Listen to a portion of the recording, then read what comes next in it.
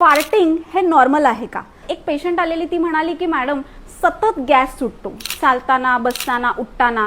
हे असं का होतं? खूप लाज वाटते. सगळ्यात पहिले तिचे मसल्स लूज झालेले, त्यामुळे तिचा तो गॅस पटकन सारखा बाहेर पडत होता. आणि दुसरं महत्त्वाचं कारण म्हणजे तिच्या शरीरामध्ये गॅस सतत तयार होत होता.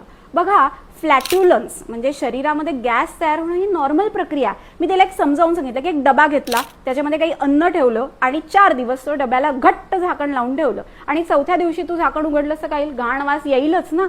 तर तिला समजावल्यावर ती म्हणाली, हो माझं पोटच साफ होत नाही. मग मुळात कारण तिथे होतं, जर तुमचं पोटच नीट साफ नाही झालं तर शरीरामध्ये जो गॅस आहे तो तयार अति प्रमाणात होतो. मग तो बाहेर कुठनं पडणार? एकतर ढेकर किंवा खालून गॅस मोकळा होतो. तर त्यासाठी तिला पहिले तिचं पचन सुधारायला सांगितलं. बघा, गॅस तयार होणं ही नॉर्मल प्रक्रिया आहे. किंवा आपण जे म्हणतो की farting is a normal process, की त्याच्यामध्ये फार्ट करणं ह्याच्यात काही चुकीचं नाही. उलट तो वेग तुम्ही धारण नाही करायचा आहे, तो बाहेर आला पाहिजे. फक्त त्याला वास नसायला हवा किंवा दिवसभरामध्ये तो 10 पेक्षा अधिक प्रमाणात नको. तर त्याचं प्रमाण अधिक असेल, त्याचा तुम्हाला त्रास होत असेल तर तुम्ही डॉक्टरांना व्हिजिट करायला हवं.